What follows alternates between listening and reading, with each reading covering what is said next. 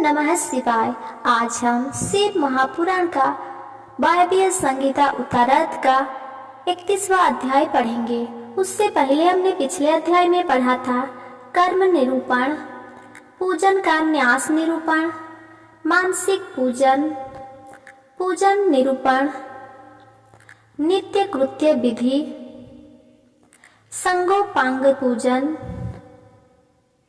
अग्नि कृत्य विधान, नैमित्तिक पूजन विधि, काम्य कर्म निरूपण, आभरण पूजन विधान।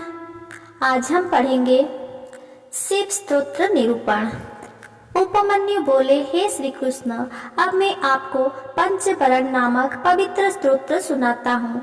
हे जगन्नाथ, प्रकृति से सुंदर नित्य चेतन स्वरूप के सदा जय जयकार हो। हे सरल स्वभाव वाले पवित्र चरित्रवान सर्वशक्ति संपन्न पुरुषोत्तम, तुम्हारी सदा ही जय हो। हे मंगल मूर्ति कृपा निधान देवादिदेव, मैं आपको प्रणाम करता हूँ। भगवान, पूरा संसार आपके बस में है।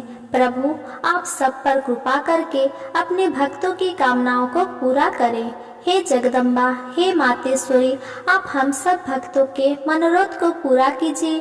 हे गणनायक, हे स्कंददेव, आप भगवान शिव की आज्ञा का पालन करने वाले और उनके ज्ञान रूपी अमृत को पीने वाले हैं। भगवान, आप मेरी रक्षा करें। हे पांच कला के स्वामी, आप मेरी अभिलाषा पूरी करें। हे आठ शक्तियों के स्वामी, आप सर्वेश्वर शिव की आज्ञा से हमारी कामनाएं पूरी करें। हे सात लोकों की माता, आप मेरी प्रार्थना स्वीकार करें। हे विघ्न विनाशक, आप हमारे शुभ कार्य में आने वाले सभी विघ्नों को दूर करें। इस प्रकार यह आवरण स्तोत्र अत्यंत शुभ है। प्रतिदिन इस कीर्तन को श्रवण करने वाला पापों से छूटकर मोक्ष को प्राप्त होता है। 32वां अध्याय सिद्धि कर्मों का निरूपण। उपमन्यु बोले, कृष्ण जी, सर्वप्रथम प्राणवायु को जीतना चाहिए, क्योंकि इस पर विजय प्राप्त होने से सब वायुओं पर विजय मिल जाती है। क्रमानुसार अभ्यस्त किया गया प्राणायाम सब दोषों को हटा देता है। ये शरीर की भी रक्षा करता है। जब प्राणवायु पर विजय प्राप्त हो जाता है तो विष्ठा, मूत्र, कफ सभी मंद पड़ जाती है। श्वास वायु लंबी तथा देर से आने लगती है। हल्कापन, तुतंगापन, दुतंग मन, उत्साह, बोलने में चातुर्य, सभी रोगों का विनाश सब प्राणायाम की सिद्धि से पूरे हो जाते हैं। इंद्रियों को बस में करने का नाम प्रत्याहार है, क्योंकि इंद्रियां ही विषयों में संलग्न होती है। सभी इंद्रियों को बस में कर लेना ही परम सुखकारी होता है। यही विद्वानों को ज्ञान और वैराग्य प्रदान करता है। अपने इंद्रियों को बस में कर लेने से आत्मा का उद्धार होता है। अपने हृदय को एकाग्र करना और शिव चरणों में समर्पित कर देना ही संसारिक बंधनों से मुक्ति प्रदान करता है। 33वां अध्याय लिंग स्थापना से फलागम। मुनिवर उपमन्यु श्री कृष्ण को पारलौकिक विधि के बारे में बताते हैं। ये विधि सर्वोत्तम है। इस त्रिलोक में निवास करने वाले सभी प्राणी इस विधि का आश्रय लेकर अपने पद को प्राप्त करते हैं। सबने अपने पदों के अनुसार सुख, शासन और राज्य को प्राप्त किया है। भगवान शिव को श्वेत चंदन के जल से स्नान कराए, श्वेत कमल से ही उनका पूजन कर हाथ जोड़कर प्रणाम करे। उन्हें कमल कहीं आसन पर विराजमान करे, धातु का शिवलिंग बनाकर उसका प्रणाम करे। उन्हें कमल के ही आसन पर विराजमान करे, धातु का शिवलिंग बनाकर उसका पूजन करे। बेलपत्र द्वारा कमल के दाईं ओर बैठे हुए भगवान शिव और देवी पार्वती का पूजन आराधना करे। फिर सुगंधित वस्तुओं से सुशोभित करे। मूर्ति के दाईं ओर अगर यानी कि अगरू, पश्चिम में मैनसिल, उत्तर में चंदन और पूर्व में हरिताल लगाएं। तत्पश्चात भगवान शिव की मूर्ति के चारों ओर गुगल और अगर की धूप दें। फिर उन्हें नए वस्त्र पहनाएं। फिर उन्हें खीर का नैवेद्य अर्पित कर घी का दीपक जलाएं। मंत्रोच्चारण करते हुए शिव जी की परिक्रमा करके हाथ जोड़कर प्रार्थना करें और अपने द्वारा किए गए अपराधों के लिए क्षमा याचना करें। इस प्रकार पूजन करने से मोक्ष की प्राप्ति होती है। 34वां अध्याय लिंग स्थापना से शिव प्राप्ति। मुनि उपमन्यु ने श्री कृष्ण से कहा, हे कृष्ण, जितने भी प्रकार की सिद्धियां हैं वे शिवलिंग की स्थापना करने से तत्काल सिद्ध हो जाती है। सारा संसार लिंग का ही रूप है, इसीलिए इसकी प्रतिष्ठा से सबकी प्रतिष्ठा हो जाती है। ब्रह्मा, विष्णु और रुद्र कोई भी अपने पद पर स्थिर नहीं रह सकते। अब मैं तुम्हें भगवान शिव के लिंग के बारे में बताता हूँ। लिंग 3 गुणों को उत्पन्न करने का कारण है। वह आदि और अंत दोनों से रहित है। इस संसार का मूल प्रकृति है और इसी से चर अचर जगत की उत्पत्ति हुई है। ये शुद्ध, अशुद्ध और शुद्ध शुद्ध आदि से 3 प्रकार का है। सभी देवता और प्राणीजन इसी से उत्पन्न होकर अंत में इसी में लीन हो जाते हैं। इसीलिए भगवान शिव को लिंग रूपी मानकर उनका देवी पार्वती सहित पूजन किया जाता है। भगवान शिव और देवी पार्वती की आज्ञा के बिना इस संसार में कुछ भी नहीं हो सकता। त्रिलोकी के प्रलय काल आने पर जब भयानक प्रलय मची थी, उस समय श्रीहरि भगवान विष्णु क्षीर सागर में अथाह जल के बीच शेष सरिया में सो गए। तब उनके नाभि कमल से ब्रह्मा जी की उत्पत्ति हुई। शिव जी की माया से मोहित ब्रह्मा जी विष्णु के पास जाकर उनसे बोले, तुम कौन हो?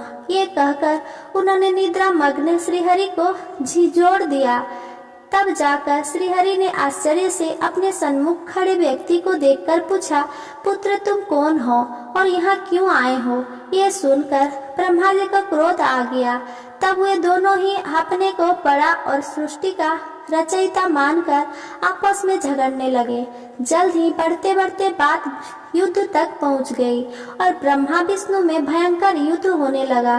तब त्रिलोकीनाथ भगवान शिव उस युद्ध को रोकने के लिए दिव्य अग्नि के समान प्रज्वलित लिंग रूप में उनके बीच में प्रकट हो गए। उन्हें देखकर दोनों आश्चर्यचकित हो गए और उनका अभिमान जाता रहा। तब वे उस लिंग के आरंभ और अंत की खोज के लिए निकल पड़े। ब्रह्मा ने हंस का रूप धारण किया और तीव्र गति के से ऊपर चले गए। श्रीहरि ने 12 रूप धारण किया और नीचे की ओर गए। 1000 वर्ष तक दोनों लिंग के आदि अंत की तलाश में घूमते रहे, परंतु उन्हें कुछ न मिला।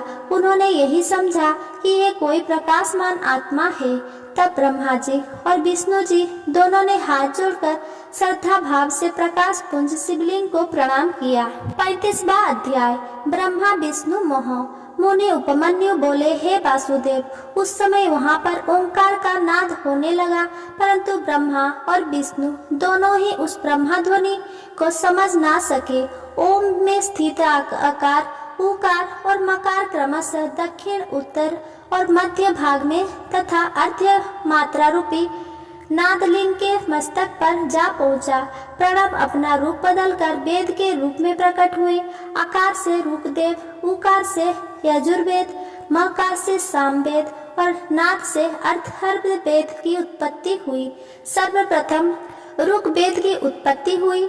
ऋग्वेद इसमें रजगुण से संबंधित विधि मूर्ति थी। सृष्टि लोक तत्व में पृथ्वी, अव्यय आत्मा, काल निवृत्ति, 64 कलाएं और ऐश्वर्य आदि विभूतियों ऋग्वेद से प्राप्त हुई। यजुर्वेद से सत्व गुण, अंतरिक्ष और विद्या आदि तत्व की प्राप्ति हुई। सामवेद में तमोगुण, रुद्र मूर्ति एवं संहारक वस्तुएं उत्पन्न हुई। अथर्ववेद में निर्गुण आत्मा का वैभव, माहेश्वरी, सदाशिव, निर्विकार आत्माओं की स्थिति का वर्णन है। नाद मेरी आत्मा है। समस्त विश्व ओमकार के अर्थ का सूचक है। ओम शब्द शिव का वाचक है। शिव और प्रणव में कोई अंतर नहीं है। संसार के रचनाकर्ता ब्रह्मा, रक्षक करता विष्णु और संहारक रुद्र है। रुद्र ही ब्रह्मा विष्णु को अपने नियंत्रण में रखते हैं। वे शिव ही सब कारणों के कारण हैं। आप दोनों बिना बातें के एक दूसरे के दुश्मन बने हैं, इसलिए मैं आपके बीच शिवलिंग रूप में उत्पन्न हुआ हूँ।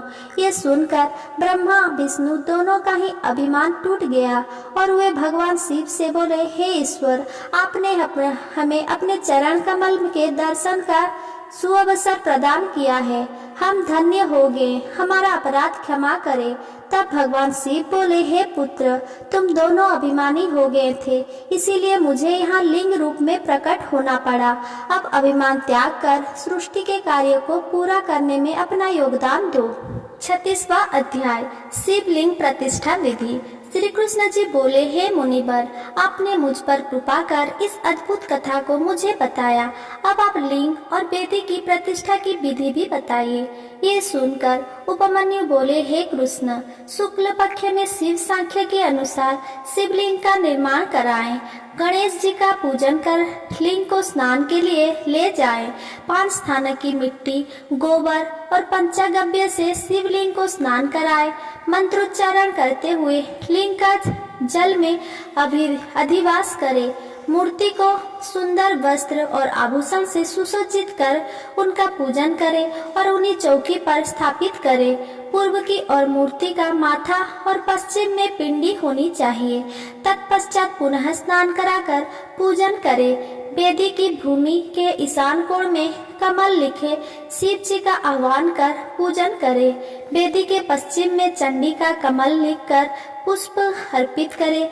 फिर शिवलिंग को मंत्रोच्चारण करते हुए शिवलिंग को नए वस्त्र में लिपेटे विधेश कुंभ और पत्नी शैवी की स्थापना करे। फिर 4 विप्र मंत्रोच्चारण करते हुए हवन करे। 108 घी की आहुतियां से हवन करे। हवन के पश्चात पूर्णाहुति दे। फिर महापूजन आरंभ करें। 10 कलशों के जल में शिव मंत्र पढ़कर अंगूठे और अनामिका द्वारा मूर्ति का मंत्र जाप करे। फिर उस जल में शिवलिंग का अभिषेक करे। फिर विधेश को के घट से अभिषेक करें। तत्पश्चात दोनों हाथ जोड़कर भक्ति भावना से भगवान शिव का देवी पार्वती सहित स्तुति करते हुए आह्वान करें। फिर पंचोपचार से उनका पूजन करें। पूजन करने के पश्चात हाथ जोड़कर क्षमा अर्चना करें। फिर अन्य मूर्तियों को भी इसी विधि से स्थापित करें।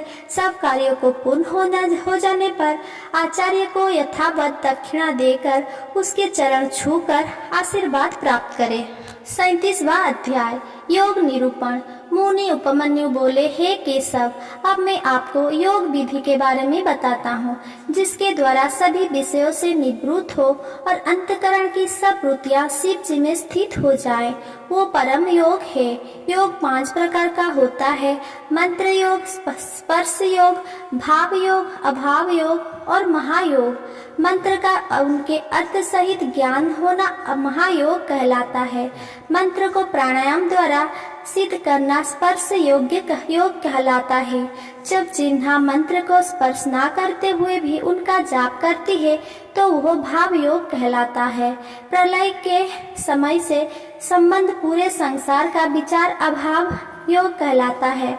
जब साधना करने वाले को सभी मानसिक वृत्तियां भगवान शिव से जुड़ जाएं और वह नित्य शिव चिंतन में मग्न रहे, ऐसी दशा महायोग कहलाती है।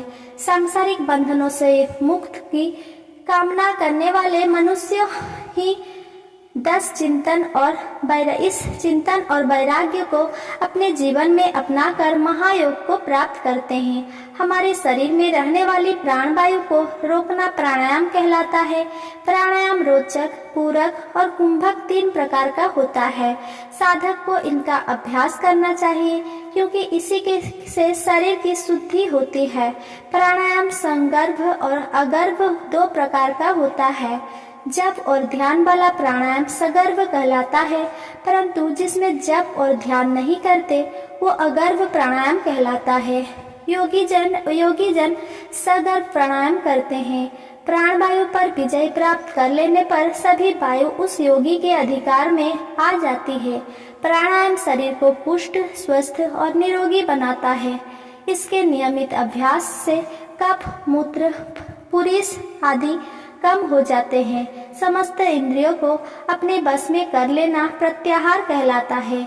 इंद्रियों को अपने बस में रखने से स्वर्ग और ना रखने से नरक की प्राप्ति होती है। इसलिए अपने चित्त को एकाग्र रखना चाहिए। भगवान शिव जो कि सबके ईश्वर है, त्रिलोकीनाथ है, का ध्यान करने से योगी का कल्याण होता है। अपने पूरे शरीर के साथ साथ इंद्रियों पर काबू पाने से आत्मा का उद्धार होता है।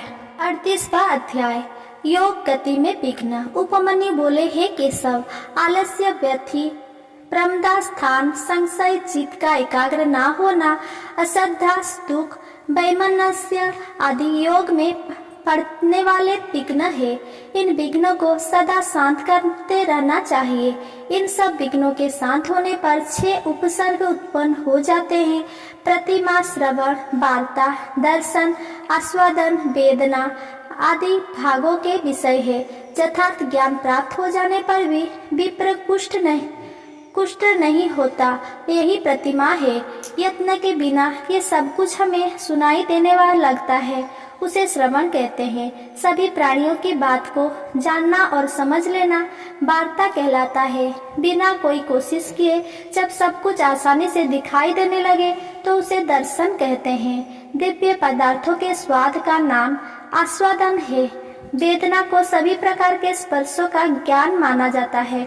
योगी उपसर्ग पाकर सिद्ध हो जाता है। 39वां अध्याय, उपमन्यु बोले, हे केशव, त्रिलोकीनाथ भगवान शिव का सभी योगी मुनि ध्यान करते हैं। इसी के द्वारा सिद्धियां प्राप्त होती है। सविनय और निर्षिमय आदि ध्यान कहे गए हैं। निर्षिमय ध्यान करने वाले अपनी बुद्धि के विस्तार से ध्यान करते हैं और ब्रह्मा में प्रवेश करते हैं। सभी से ध्यान सूर्य किरणों को आश्रय देने वाला है। शांति, प्रशांति, दीप्ति, प्रसाद, ये दिव्य सिद्धियां देवी का ध्यान करते हुए प्राणायाम द्वारा सिद्ध होती है। बाह्य और अभ्यंतर अंधकार का विनाश प्रशांति और सभी आपत्तियों का नाश शांति है। बाह्य अभ्यंतर प्रकाश का दीप कहा जाता है। जब हमारी बुद्धि शुद्ध हो जाए यही प्रसाद है। बाहर भीतर के सभी कार्य पूर्ण होने पर सब कारण प्रसिद्ध हो जाते हैं। भगवान शिव जो साक्षात परमेश्वर है का भक्ति पूर्वक ध्यान करने से सभी पाप तत्काल नष्ट हो जाता है। बुद्धि का प्रवाह ध्यान एवं स्मरण से होता है। समस्त ऐश्वर्य, अणिमा आदि सिद्धियां एवं मुक्ति भगवान शिव का स्मरण एवं ध्यान करने से ही मिलती है। देवादिदेव महादेव जी का ध्यान मोक्ष प्रदान करने वाला है। इसीलिए ज्ञानी मनुष्य को शिव ध्यान एवं स्मरण अवश्य करना चाहिए। ज्ञान योग यज्ञ से बढ़कर फल देता है। महायोगी योग सिद्ध कर लोकाहित और लोक कल्याण हेतु लोक भ्रमण करते रहते हैं। वे विषय वासना को तुच्छ मानते हैं और सब इच्छाओं को त्याग कर वैराग्य ले लेते हैं। वे शिव शास्त्रों में वर्णित विधि के अनुसार अपनी देह का त्याग कर देते हैं। इससे उन्हें मुक्ति प्राप्त हो जाती है। भगवान शिव में अगाध भक्ति और श्रद्धा वाले ज्ञानी मनुष्य को इस सांसारिक मोह माया से मुक्ति मिल जाती है। अगर वे जन्म मरण के चक्कर में मुक्त होकर परम सिद्ध धाम को प्राप्त कर लेते हैं। 40वां अध्याय, मुनियों का नैमिषारण्य गमन। सूत जी बोले, हे मुनियों, महर्षि उपमन्यु ने भगवान श्री कृष्ण को ज्ञान योग का उद्देश्य दिया। वही उपदेश वायुदेव ने ऋषिगणों को सुनाया था, जिसे सुनकर वह बहुत हर्षित हुए थे। प्रातः काल होने पर नैमिष तीर्थ में निवास करने वाले मुनिजन यज्ञांत स्थान के लिए परम पवित्र नंदी को ढूंढने लगे। उस समय ब्रह्मा जी की आज्ञा से परम पवित्र सरस्वती नदी वहां बहने लगी। तब सब ऋषिगणों ने वहां यज्ञांत स्नान कर संध्या पितृ तर्पण किया और वहां से काशी के लिए निकल पड़े। काशी पहुंचकर उन्होंने पतित पावनी भागीरथी गंगा में स्नान किया एवं बाबा विश्वनाथ के दर्शन कर विविध अनुसार पूजन किया। काशी से वे चल पड़े। रास्ता में उन्हें एक अद्भुत दिव्य प्रकाश चारों ओर फैला दिखाई दिया, जिसमें पाशुपत व्रत की सिद्धियां प्राप्त भस्मधारी मुनिजनों विलीन हो रहे थे। फिर शीघ्र ही वो तेज भी विलीन हो गया। यह देखकर नैमिषारण्य के सभी मुनिजन ब्रह्मा जी से मिलने ब्रह्मलोक चले दिए। वहां पहुंचकर उन्होंने ब्रह्मा जी को प्रणाम कर उनकी स्तुति की। मुनीश्वर बोले, हे जगत पिता ब्रह्मा जी, वायुदेव ज्ञानोपदेश देकर वहां से चले गए। अब हम सब ने यज्ञ कर यज्ञांत स्नान से निवृत्त हो काशी नगरी की ओर प्रस्थान किया। वहां गंगा में स्नान कर बाबा विश्वनाथ के दर्शन किए। वहां हमें एक अद्भुत तेज के दर्शन हुए। उस तेज में अनेक तपस्वी विलीन हो रहे थे। कुछ समय पश्चात वो तेज स्वयं विलीन हो गया। उसे देखकर मैं बहुत आश्चर्य हुआ। भगवान वो क्या था? ऋषिगणों के प्रश्नों को सुनकर ब्रह्मा जी बोले, हे ऋषिगण, आपने बहुत समय यह करके देवादिदेव भगवान शिव को प्रसन्न किया है। उस दिव्य तेज में प्रवेश करने वाले पाशुपत व्रतधारी मुनि थे। उसके दर्शन का यही अर्थ है कि आपको शीघ्र ही दिव्य लोक की प्राप्ति होने वाली है। इसीलिए आप मोक्ष प्राप्त करने हेतु पाशुपत व्रत धारण करें। अब आप सब यहाँ से सुमेरु पर्वत पर चले जाएं। वहाँ सनत कुमार जी आपके आगमन की प्रतीक्षा कर रहे हैं। वे पूर्व में अपने अहंकार के कारण मिले साप से मुक्ति पाने के लिए वहाँ तपस्या कर रहे हैं। वहाँ उन्हें ज्ञान प्राप्ति होगा। 41वां अध्याय, मुनियों को मोक्ष। सूत जी बोले, हे मुनिवर, ब्रह्मा जी के वचन सुनकर ऋषिगण उन्हें प्रणाम कर सुमेरु पर्वत पर चले गए। वहाँ उन्होंने पर्वत शिखर पर एक सुंदर तालाब के ऊपर उत्तर दिशा में तपस्या करते सनत कुमार जी को देखा। मुनि उन्हें प्रणाम कर उनके पास बैठ गए। सनत कुमार जी ने आंखें खोलकर अपने पास बैठे। मुनियों को देखकर उनसे प्रश्न किया, हे ऋषिवर, आप कौन हैं और यहाँ क्या कर रहे हैं? ये सुनकर ऋषिगण ने सारी बातें उन्हें बता दी।